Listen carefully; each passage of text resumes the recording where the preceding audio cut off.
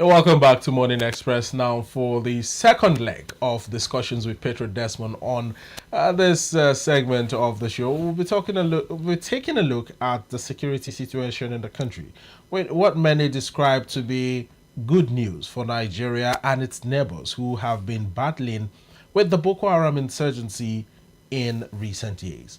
And now with the onslaught of a new terror group, the Lakurawas, Nigeria and its neighbors are on a full-blown war and have begun an offensive against the new terror group. Well, you were laughing, Patriot Desmond, when I mentioned that they are now on a full-blown war against the terror group. The Lakurawas came quite hot, and then after some time, we heard that they had been neutralized by the military. It's surprising to hear that Nigeria is on an onslaught to quell them again. Is it that the Lakurawas now have different factions, or which of the Lakurawas was called in the first place, and which one are we fighting now? You see, I was laughing because this is a particular issue that actually I'm supposed to be crying, but I choose to laugh. Yes. Because there is this word that any talk or any issues that does not kill a man, yes, will make that man stronger. And any issue that is bigger than crime, you just laugh over it. It's big. It's more than crying. So when something is bigger than crying, what do? You cannot cry again. You just laugh. That was why I'm laughing. See, the issue of insecurity in Nigeria is that I've been battling with, I've been talking about for the past 19 years.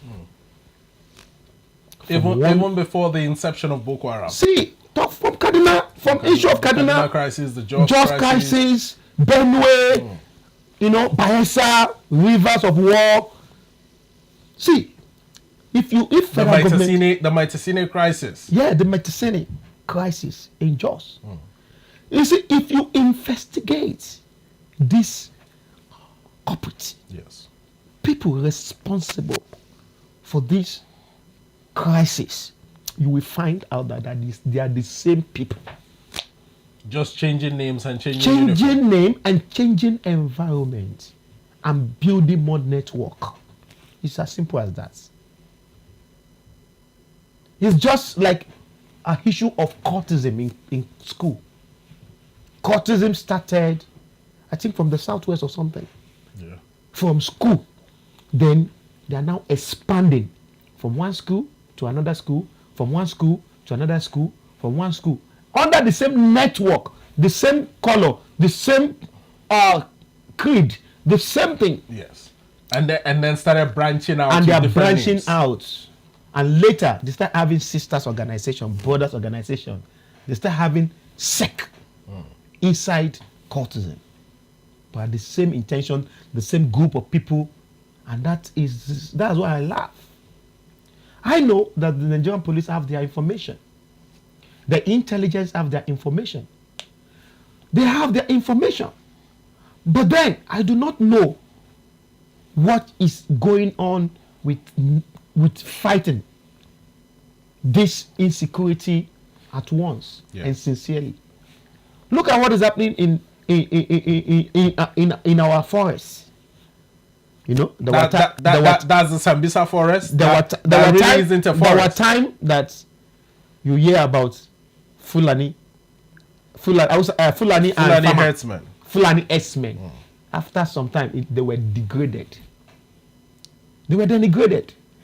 Beyond that, we heard about Boko Haram insurgents.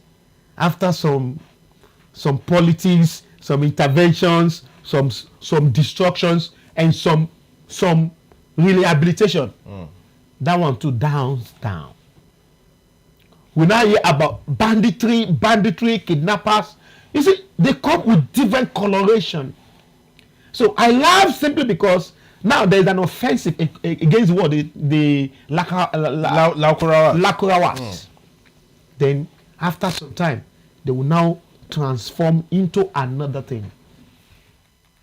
The truth of the matter is that there needs to be serious state of emergency.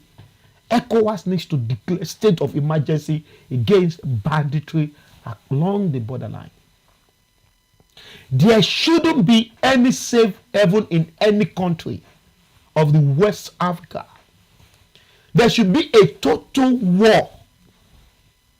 There should be a total onslaught. Now, isn't there should be a serious bombardment. Isn't this what we are seeing with there Nigeria? Should be a timeline, a framework that Nigerian government, Ghanaian government, Chad government, Malian government, Niger government, Benin Republic government, every one of them will come together in ECOWAS Abuja and declare a strong statement that anything that looks like banditry will not be abated by any of this country, and they are declaring 30 days of onslaught from all the borders.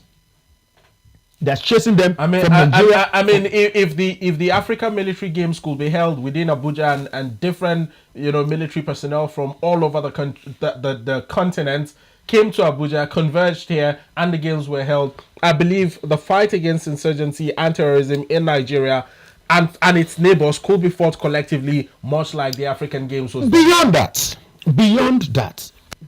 the onslaught, the bombardment, yes, the onslaught, the offensive, there has to be a social part of it, a social phase of that war. Of if there are people that you need to reintegrate back to the society, you need to put in measures to ensure that the injustice in the society are well corrected.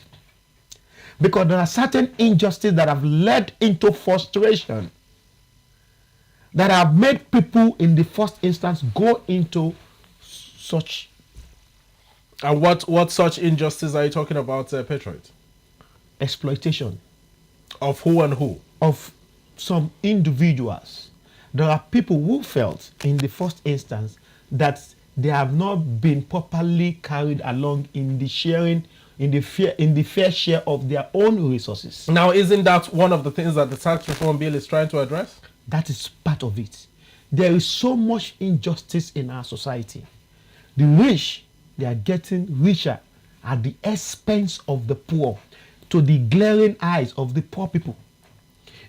Our society is still a wonderful place that the poor and the rich, they interrelate. And it becomes clear to the poor, with the level of information available to the internet, that these injustices are actually meted on you by certain group of people. And that is why today, Nigerian poor people have this offensive anger towards the elite. The elite. Despite the fact that some people have made their money legitimately. The poor man in Nigeria does not in one way love the elite unless it's getting something from them. I believe this is a mutual feeling. If any evil happened to a big man today in Nigeria, some people will just be happy unnecessarily. They'll be happy that, thank God, it's even happening to the big people today. If there is, that time when there was a plane crash, some people were happy that, thank God, that a lot of people have been dying on the road. All these big men, all these governments that are flying, is even good at something. You see, it shouldn't be that way. It is a wrong way to reason in a country if you want development and growth. And that is why the government needs to be smart in evenly distributed of common wealth. Where wealth is not distributed, prosperity is not shared among the different groups in a particular country, you will find this issue of crime. The senior border of crime is this criminality that you are saying, this banditry, kidnapping. Normally, what we used to have before is stealing from the rich.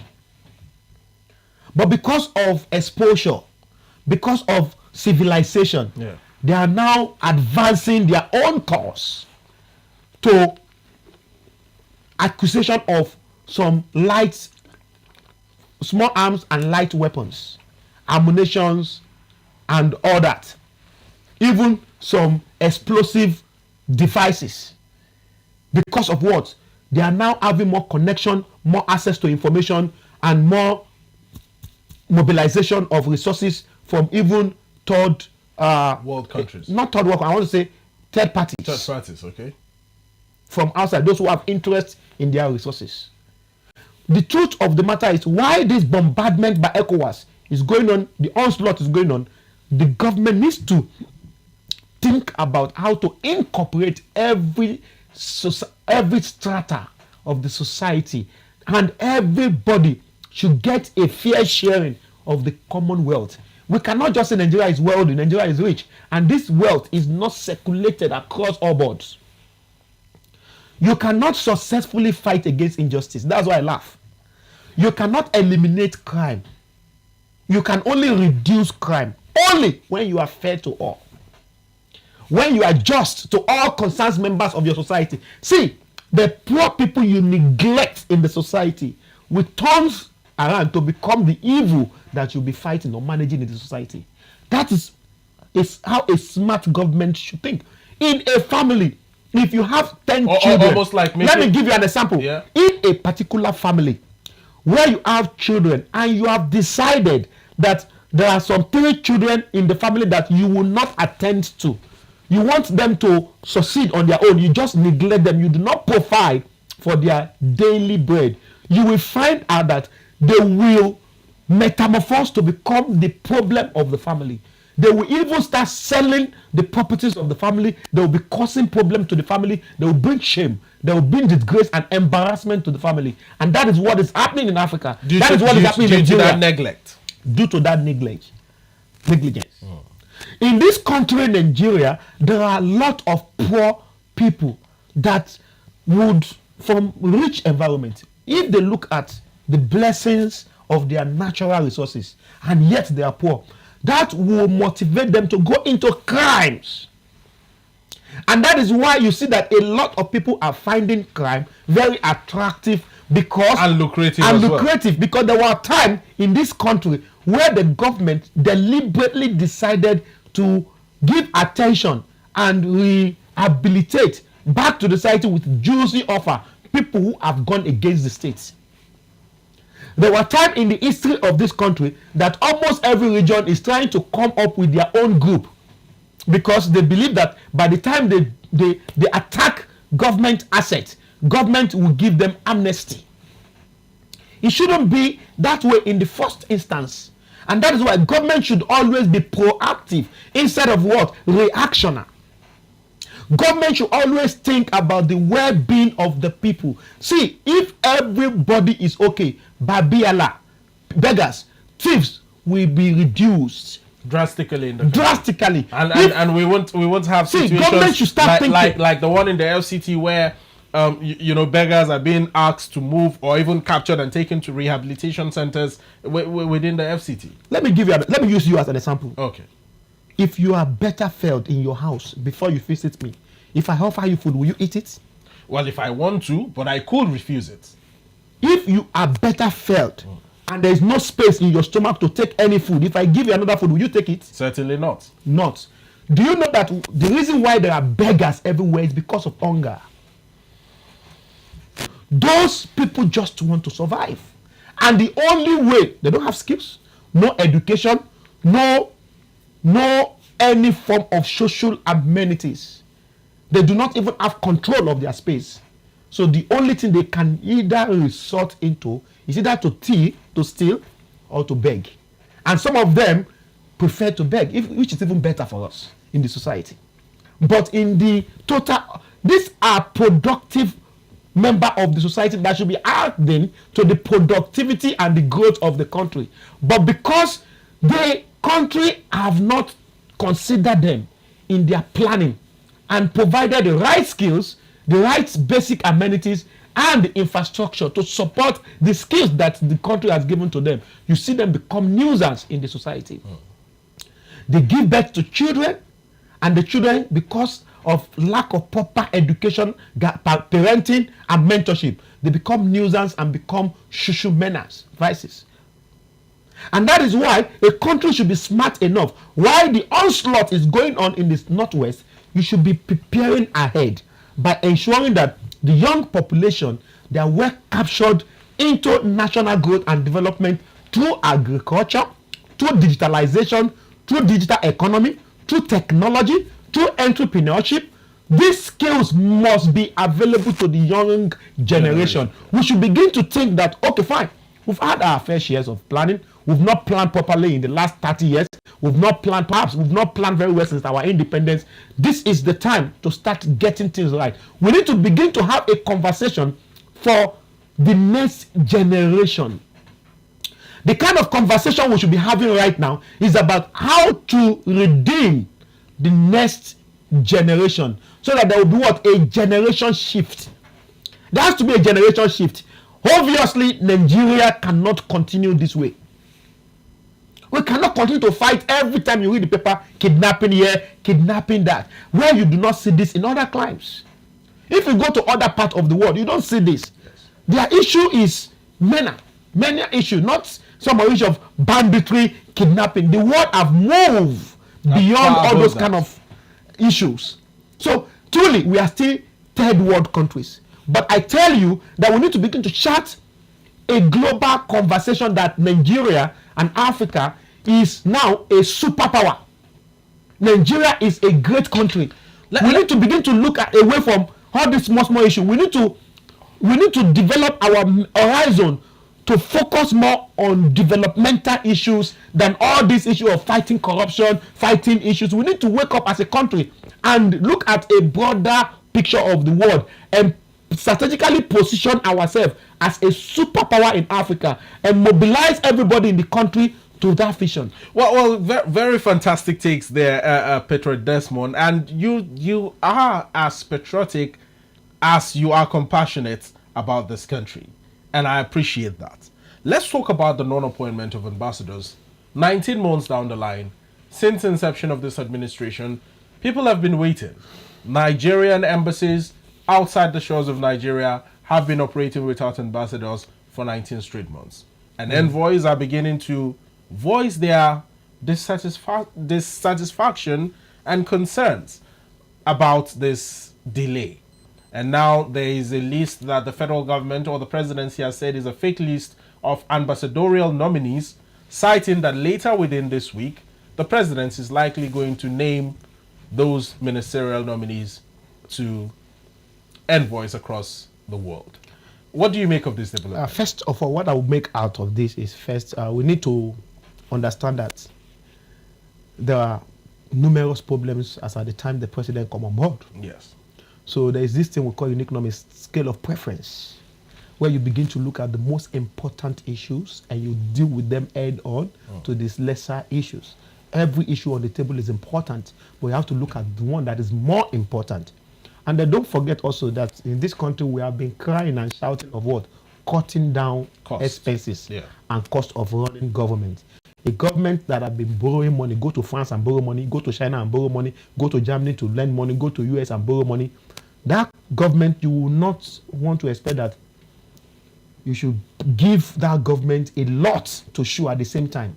You understand? So I'm not one of the people who has faulted. I've not faulted the president for non-appointment of the envoys. But why do you think the non-appointment has been this long? It is important. Don't forget that embassies is Nigeria embassy across the world is working. There is a consular, but it's almost like saying it's almost like saying Nigeria is working without a president. No. Hold on. These are representatives of Nigeria in this foreign land. Okay, have you understand how embassies function and work? Well, certainly. If there is no ambassador in a foreign land, yes, representing Nigeria, there is a representative. No, don't. Yes, the embassies would work. Yes. The consular would work together with the embassy. It receive the president. However, all the countries that the president have been going to, there is a consular that always receive him. However, and do the job. The role of an ambassador cannot and would never be underestimated in such situations. It cannot be. What are some of the roles? Well, certainly representing the president in these foreign nations. Do you know that government have essays like NIDICOM, Nigeria and Diaspora Commission? Yes. And the commissioner function more like an ambassador. Now, are you saying saying that these ambassadorial positions, even though I'm not saying it's not important, even though our political appointments are not important? I have not said it's not important. Then what is your point? That it is less important considering what the country is going through. This is a call to the rest of the world that Nigeria is actually going through economic challenge. Not to send ambassadors. Yes, because when you appoint an ambassador today, you must take care of their remuneration from A to Z. You must provide their costs, their running costs, accommodation, and everything that will make their life easy. And that is go into tons of billions of dollars. So you want the president to be borrowing money from the last 2 years just to entertain ambassadors? I'm not saying they are not important. They are important. What the president have been trying to do by not appointing all, because the federal government, the president of the Federal Republic of Nigeria has about 9,861 appointments to make. 9,000 plus appointments. So he's taking them face by face. And some of these appointments might come at the end of his first tenure, or at the end of his tenure. Towards the end of the first tenure. Towards the end. You sound very certain that the president is going to clinch the seats or continue as incumbent come 2027. So far, so good. Yeah. They even announced, the party announced that there is no vacancy in Aso Rock. That the president is there till 2031. Yes. They said that this morning. I saw that in the paper. You know. That's a statement by the SGF. We'll get to that in just a moment. However, still talking about this ambassadorial appointments. Yes. We saw comments coming in from envoys saying that their jobs are being a little bit restrained regarding the lack of ambassadors within these embassies situated off the shores of Nigeria. Are the embassies working? Yes. Are they working in full capacity? No. No. In the coming days, within this week, do you think we'll be seeing the president rolling out this list of ambassadorial nominees? Of course. And how much of an impact will it have on our image globally? Let me tell you, like when you were talking, I never told you that the ambassadors are not important. Okay. You see, the reason, in short, this traveling that the president is doing is not supposed to be doing it under a functional arrangement of ambassadors. Ambassadors are the ones that are meant to market the country in their resident country, they have been assigned to. They are to look at the opportunities and give information to the president. Yes. They are to be the face. Ambassador of Nigeria to US is the face of Nigerian government in US. In the US. Is the face of Nigerian government in China, in France. But you see that because there were no ambassador yet, the president have been taking that responsibility, and the Minister of Foreign Affairs have also taken that responsibility to go to different countries to see what they can do together. Now, the countries are too many. The president in his 4 years cannot, if he wants to do it on his own, cannot successfully visit all these countries. And that will leave some business out. It will affect our even economy. This ambassador, funny enough, they have value. They are important, but not as important as solving the internal as I make them to be. Yes, they are important, but we have pressing national issues. The house is not in order. So the government in the last 1 year and some months has focused more in trying to put the house together so that the ambassadors will have something to market.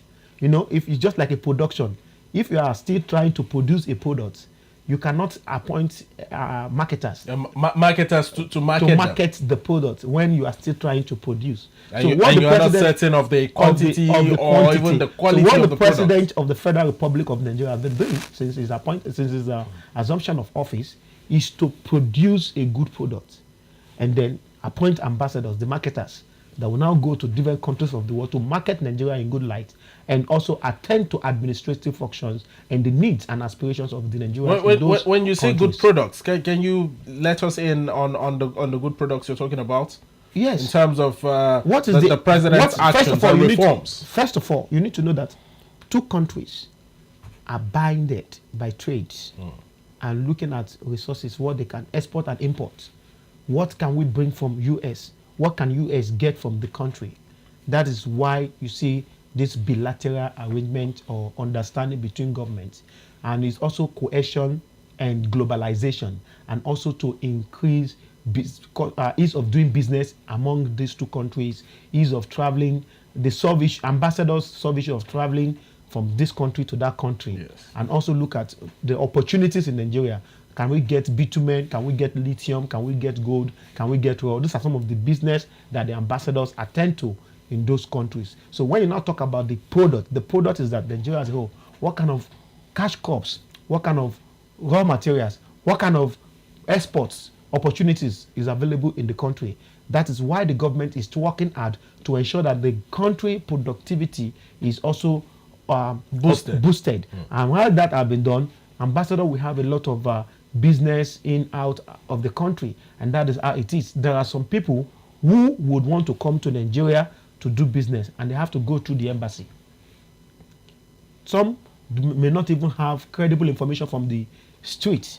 They will have to go to the embassy to confirm by themselves. Meet the ambassador, because they are the representative of the government. That are we welcome in your country? Can you help us book an appointment with the president of your country? We want to come and establish this in the country and all that. Those are the functions of an ambassador, of those ambassadors, and to attend to the needs of Nigerians over there, to attend to need. And they also do some pet projects among Nigerians. They see, they interact, they do some cultural exchanges and all that, yes, in those countries. So those are the things that have been affected since they have not been appointed. But it has not caused serious damage to our national growth and development, because the government or the country, Nigeria, has been interfacing through the Ministry of Foreign Affairs, through the consulars and the ministries and the embassy. They have been interacting with pressing urgent need across the globe. Well, Patriot Desmond, let's move on to another issue that you had raised earlier about the presidency citing that there is no vacancy in Aso come 2027 until 2031. And this statement was reiterated by the Secretary to the Government of the Federation, Senator George Akume, where he cited that the president is still in the good books of Nigerians and will be president till 2031. How true is this? Well, that remains a question to be answered by the majority of Nigerians who continue to bear the brunt of the economic hardship in the country, on the sidelines of the economic reforms of President Bola Ahmed Tinubu. Now, two things here, Patriot Desmond. There's hardship on one hand. Yes. There are numerous economic reforms on the other hand. Yes. Nigerians continue to decry hunger, poverty, and the likes. The presidency continues to tell them, be patient with us. These reforms are pro-poor and they will be beneficial to you in the future. How do you marry these two? Well, the issue at hand requires patience, because we've heard a lot of promises by the president that the reforms, like you said, are pro-poor. And with time, normally, originally, if not for some of the things we've seen, some of the body language that does not actually marries into some of the things that is being said by this government, that have raised alarm in the country. The current issue is that it requires patience. We need to be patient with government. Rome, as they say, is not built in a day, and it takes time to allow government policy to start yielding positive effects on the lives of the people of a particular country. Yes. So that reforms will take time, and that's on that now. On the other hand, Nigerians are gruntling. They decry hunger, and it is a reality. Even the rich is now affected. The so-called rich, in this country, there are some people who thought before now that they are rich.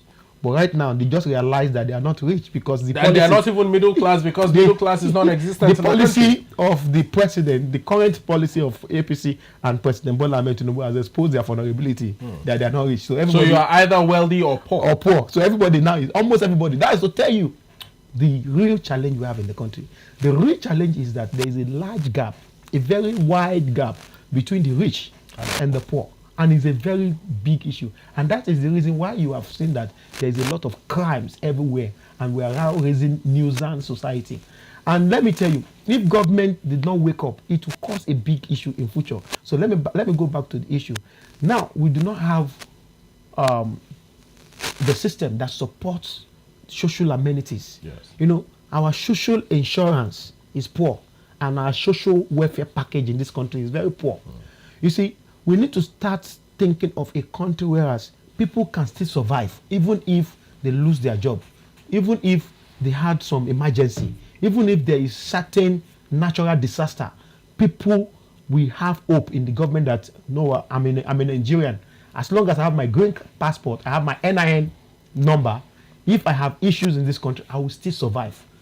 Government needs to start looking at that direction of ensuring that they put in place social welfare package that cater for the poor. And that is why the issue of Ministry of Humanitarian Affairs and the issue of NSITF and the issue of other social investment package or NSIP, they need to strengthen it for the poor. Truth be told, we have a lot of poor people in this country. And you know, one good thing about Nigeria is that Nigerians are creators, Nigerians are innovators, Nigerians are resilient people. And Nigerians also, give it to them, they are very patient people. Forget about all the politics that is going on out there. Forget about the propaganda. Nigeria will come out of this hook. I'm very certain. Well, Nigeria will come out of this hook. But let's take a look at the Daily Sun now. I want you to react to the headline story on the Daily Sun in contrast to the SGF's statements about the president being in Nigerians' good books. It's not. Well, hold on to that thought. Let's pick up a copy of the Daily Sun and take a look at what it says on the Daily Sun. Fear mounts over tougher economic challenges in 2025. 32 states fail to attract foreign investments. 4 states, FCT pulls $7.23 billion FDIs. Yes. Manufacturers eye new tax law for sugar.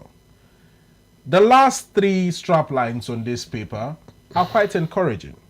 Or the last 2 strap lines, talking about the $7.23 billion FDIs being attracted by 4 states, including the FCT, and manufacturers eyeing the new tax law for some sort of succor in their businesses. However, my major concern right now, Patriot, is the fear that is mounting over the tougher economic challenges that Nigerians expect ahead of 2025, and also the 32 states that have failed woefully to attract FDIs since the inception of this administration. First of all, let me tell you this. I will diverse a bit to the issue of the tax reform. Okay. You know, before now, in 2019, Nigeria talks about reform. That is restructuring, political. Then it was political and economic reforms. Yes. That was very high in the lips of many Nigerians. Yeah. Now, what people do not understand, and let me say this now to a lot of Nigerians, the president is very smart. The current president of the Federal Republic of Nigeria, Asiwaju Bola Ahmed Tinubu, he is a very smart president, because what he has done is to consider the concerns and the agitations of Nigerians even before now, and he's trying to coin it into his policy. Now, the reforms that is much talked about now is to give resource control back to the states. But people don't understand it that way. If you understand the new tax reform bills, it talks about domicile companies are now to pay tax directly to the states that they are domicile. And workers, before, you can be living in Nasarawa State and be paying your tax to Abuja, but it has stopped. Now it is the states that you reside in that you will now pay those taxes to. And those multiple taxes you pay to this federal government, you pay to that the federal government now said that they are going to introduce a new body like the remitter. I don't know. But they are going to introduce a new body that now takes federal tax which is going to be what? A single tax system. That's a good news. It is a good news if people understand this. Certainly. It means that states have no option than to work. There will be no free lunch anywhere. Because the money that the state relies on that now affect the federal direct investment is because of what? The allocation that comes into the states. And that's why most state governors will feel relaxed.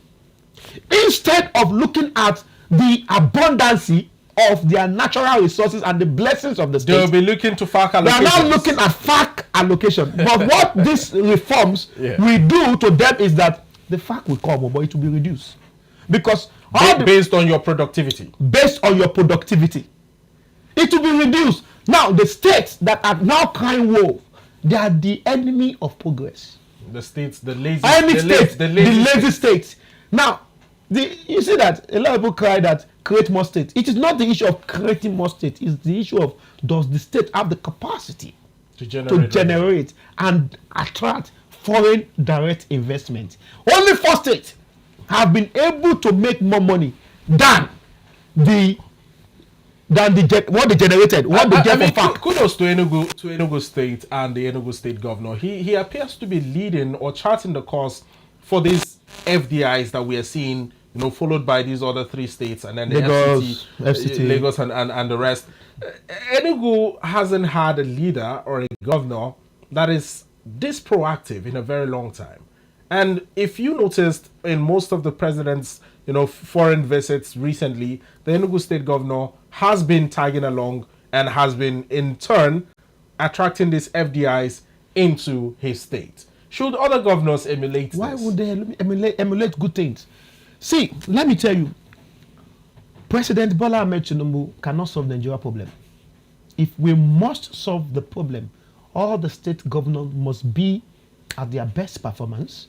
The 774 local government chairmen across the federation must be at their best performance. In terms of, you see, there are little things that go a long way.